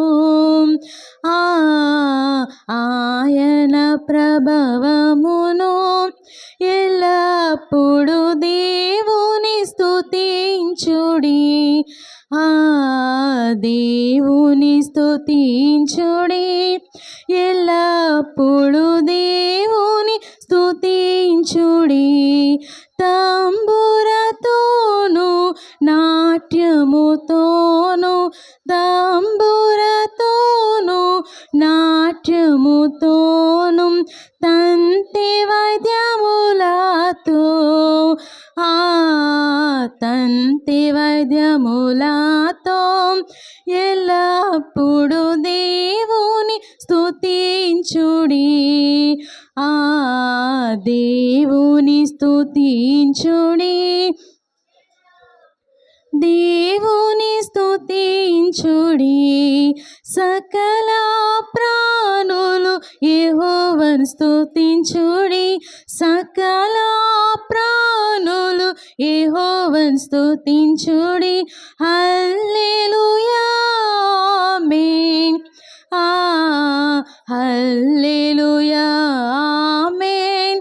ఎల్లప్పుడు దేవుని స్తుతించుడి, ఆ దేవుని స్తుతించుడి, ఎల్లప్పుడు దేవుని స్తుతించుడి. ప్రార్థన చేద్దామండి. దయ కలిగిన మా కన్న తండ్రి, మీ ఘనమైన ఉన్నతమైన నామమునకు వందనములయ్యా. దేవా, మీ యొక్క ఉన్నతమైన కృపను బట్టి మమ్మల్ని కాచి కాపాడిన విధానాన్ని బట్టి తండ్రి వందనములు. దేవా, మిమ్మల్ని స్తుతించేటటువంటి దేవదిగో తండ్రి ఆ భాగ్యాన్ని మాకు ఇచ్చారయ్యా, అందుని బట్టి వందనములు. మీరు ఎంత గొప్పవారో తెలుసుకున్నాం తండ్రి. దేవా, నిన్ను పోలిన వారు ఎవరు లేరని వాక్యం సెలవిస్తుంది. మీరు చేసినటువంటి అద్భుతాలు తండ్రి అయ్యా, పరిశుద్ధ గ్రంథంలోనే కాదు తండ్రి, మా జీవితాల్లో మీరు ఎన్నో చేశారు అయ్యా. ఇదిగో తండ్రి, భూమి మీద పడినప్పటి నుంచి తండ్రి దేవా, ప్రతి విషయంలో మీరు మాకు తోడుగా ఉన్నారు. దేవా, హాస్పిటల్లో ఉన్నప్పుడు మీరు బలపరిచారు, ప్రయాణాల్లో ఉన్నప్పుడు తండ్రి కాపాడారు, పిల్లల విషయాల్లో మీరు తోడుగా ఉన్నారు, వివాహ విషయాల్లో తోడుగా ఉన్నారు, గర్భఫలం విషయంలో తోడుగా ఉన్నారు, మా యొక్క ఉద్యోగాల్లో తోడుగా ఉన్నారు. ప్రమాదాలు జరిగినప్పుడు తండ్రి మరలా లేవనెత్తారు. మా జీవితం ఇంకా అయిపోయింది అనుకున్నప్పుడు తండ్రి దేవా, నేనున్నానని చెయ్యిచ్చి మరలా నిలబెట్టారు. దేవిదిగో తండ్రి దేవా, మీకు ఏమిచ్చి దేవ తండ్రి రుణం తీర్చగలం తండ్రి? కేవలం మిమ్మల్ని స్తుతిస్తే చాలు అంటున్నారు తండ్రి. ఆ స్తుతి కూడా తండ్రి చేయలేని వారు తండ్రి ఎంతోమంది ఉన్నారయ్యా. సకల ప్రాణులు మిమ్మల్ని స్తుతించాలి అన్నప్పుడు తండ్రి దేవా, ఆకాశ పక్షులు అయ్యా, ఇదిగో తండ్రి ఈ భూమి మీద ఉన్నటువంటి జంతువులు, పరలోకంలో తండ్రి దేవదూతలు కూడా మిమ్మల్ని స్తుతిస్తున్నారు. కానీ దేవా, మీ పోలికగా మీ స్వరూపం మందు పుట్టినటువంటి మేము మాత్రం మిమ్మల్ని స్తుతించలేకపోతున్నామేమో, మీ గొప్ప కార్యాలు చాటలేకపోతున్నామేమో తండ్రి. ఒకసారి మా జీవితాలను తండ్రి మార్చుకునే ప్రయత్నం చేయండి. ప్రతి నిమిషము దేవా, నీ కొరకు ఆలోచించేటటువంటి దేవా సహాయం దయచేయండి. దేవా, ఈరోజు ఈ కూడికి ఏర్పాటు చేసినటువంటి శాంతి గారిని, వారి కుటుంబ యజమాన్ని జ్ఞాపకం చేసుకోండి. దూర ప్రాంతంలో ఉన్నారయ్యా, వారి యొక్క ఉద్యోగంలో మీరు తోడుగా ఉండండి. దేవిదిగో తండ్రి, గృహం కట్టుకోవాలని ఒక ఆశ కలిగి ఉన్నారు, మీరు మేలు చేశారని చెప్పారు. ఇకను తండ్రి మరి వచ్చే నెల నుంచి మరలా నీ చిత్తాన్ని బట్టి ప్రారంభించాలని ఒక ఆలోచన కలిగి ఉన్నారయ్యా. సహాయం చేయండి. కావలసిన ఆర్థిక సహాయాన్ని తండ్రి కుటుంబానికి దయచేయండి. దేవా, వారి యొక్క కుటుంబంలో దేవా మీరు తండ్రి తోడుగా ఉంటారని మేము నమ్ముచున్నాం. అలాగే తండ్రి దేవా, వారిని ప్రేమించి ఇచ్చినటువంటి కుమార్తె ప్రజ్ఞాన్ని కూడా జ్ఞాపకం చేసుకోండి. బిడ్డ ఎదుగుతున్నప్పుడు మీ యొక్క జ్ఞానంలో మీ యొక్క దయలో ఎదగడానికి తండ్రి సహాయం దయచేయండి. పెద్దవారి తండ్రి దేవా నాగేశ్వరరావు గారు, పుష్పమ్మ గారిని జ్ఞాపకం చేసుకోండి అయ్యా. అయ్యా, బిడ్డలుగా తండ్రి ఆరోగ్యాన్ని ఇవ్వండి, పని పట్లలో తోడుగా ఉండండి. కుటుంబ యజమాని దేవా, ఇదిగో తండ్రి నీ మందిరానికి రావాలని మేము ప్రార్థన చేయుచున్నాం. వారు మనసును దయచేయండి, వారు కూడా రావడానికి కృప చూపించండి. అలాగే దేవా, పద్మ గారిని వారి కుటుంబాన్ని కూడా జ్ఞాపకం చేసుకోండి అయ్యా. వారి యొక్క కుటుంబ యజమాని కూడా అయ్యా మందిరానికి తండ్రి దూరం అవుతున్నారు. బిడ్డను తండ్రి దేవా గద్దించండి, బుద్ధి చెప్పండి, మారు మనసును దయచేయండి. వారిని కూడా మందిరానికి తండ్రి మీరు తీసుకురండి. పద్మ గారు చేసిన పనిపాట్ల విషయాలు తోడుగా ఉండండి. వారిని ప్రేమించి ఇచ్చినటువంటి కుమారులు వీరేంద్ర, సాత్వికు దేవా, మరి 10th క్లాస్ ఎగ్జామ్స్ రాస్తున్నారయ్యా. బిడ్డలకు ఆరోగ్యాన్ని ఇవ్వండి దేవ, ఇదిగో తండ్రి జ్ఞాపక శక్తిని ఇవ్వండి. చక్కగా తండ్రి రాయుటకు తండ్రి కృప చూపించండి. అలాగే దేవా, కుటుంబంలో ఉన్నటువంటి ఇరుకులు, సమస్యలు, ఇబ్బందులన్నీ తొలగించండి. వారి యొక్క బంధువులు, స్నేహితులు ప్రతి ఒక్కరిని జ్ఞాపకం చేసుకోండి. అలాగే దేవా, కూడి వచ్చినటువంటి బిడ్డలందరినీ దీవించి ఆశీర్వదించి ప్రతి ఒక్కరిని బలపరచండి. అనారోగ్యంలో ఉన్నటువంటి బిడ్డలు దేవా, ఇదిగో తండ్రి మరి డేవిడ్ రాజు గారు తండ్రి దేవ, ఇదిగో తండ్రి వారు ఎంతో బలహీనపడ్డారు తండ్రి దేవ, అయినప్పటికీ నీ మందిరానికి రావడానికి మీరు అవకాశాన్ని ఇచ్చారు. దీవించి ఆశీర్వదించండి. నరసయ్య గారు తండ్రి మరి ఆ యొక్క చేతి గాయం వల్ల తండ్రి రాలేకపోతున్నారు. బిడ్డను తండ్రి ముట్టి స్వస్థపరచండి, వారు కూడా రావడానికి సహాయం దయచేయండి అయ్యా. అలాగే తండ్రి రేష్మాను కూడా తండ్రి మీరు ముట్టి స్వస్థపరచండి, ఎటువంటి ఆపరేషన్లు పడకుండా అయ్యా మందుల ద్వారా తగ్గడానికి తండ్రి కృప చూపించండి. ప్రియాంక గారిని కూడా జ్ఞాపకం చేసుకోండి అయ్యా. వారు కూడా అనారోగ్య పరిస్థితిలో ఉన్నారు, వారిని కూడా తండ్రి ముట్టి స్వస్థపరచండి. అలాగే దేవా, రాలేనటువంటి వారిని తండ్రి దేవా మన్నించి అయ్యా వారి యొక్క మనసు మార్చి వారందరూ రావడానికి తండ్రి సహాయం దయచేయండి. ఇకను ఎవరైతే తండ్రి అనారోగ్యంలో ఉన్నారో వారందరినీ పేరు పేరున దీవించి ఆశీర్వదించండి. ఒకవేళ మేము ఎవరినైనా మర్చిపోయి ఉంటే దయతో మమ్మల్ని మన్నించండి. అలాగే దేవా, రేపటి దినాన్ని జరగబోతున్నటువంటి మరొక కూడికలో మేమందరం కలిసి మరొక కీర్తన నేర్చుకోవడానికి అయ్యా సహాయం దయచేస్తారని తండ్రి కోరుచు ఈ యొక్క ప్రార్థన క్రీస్తునామను బట్టి అడిగి వేడుకుంటున్నాం పరమ తండ్రి. ఆమేన్. తండ్రి అయిన దేవుని ప్రేమ, యేసుక్రీస్తు వారి యొక్క కృప, పరిశుద్ధాత్మ దేవుని యొక్క సహవాసం ఈ యొక్క కుటుంబానికి, కూడి వచ్చిన ప్రతి కుటుంబానికి సదాకాలము తోడుగా ఉండి నడిపించునుగాక. ఆమేన్. ఆశీర్వాదంబుల్ మా మీద వర్షింపచేయుమీశా, ఆశతో నమ్మియున్నాము నీ సత్య వాగ్దానము మీద కృమ్మరించుము దేవా, క్రమ్మార ప్రేమ వర్షంబున్ కృమ్మరించుము దేవా. ఆమేన్. అందరికీ వందనాలు. పలహారం ఏర్పాటు చేసి ఉన్నారు, దయతో పెద్దలు వచ్చి పంచుతారు. రేపటి దినాన మరి గాలింక సత్యవతి గారి దగ్గర శిలువ జ్ఞాన కూడిక జరుగుతుంది, గమనించండి.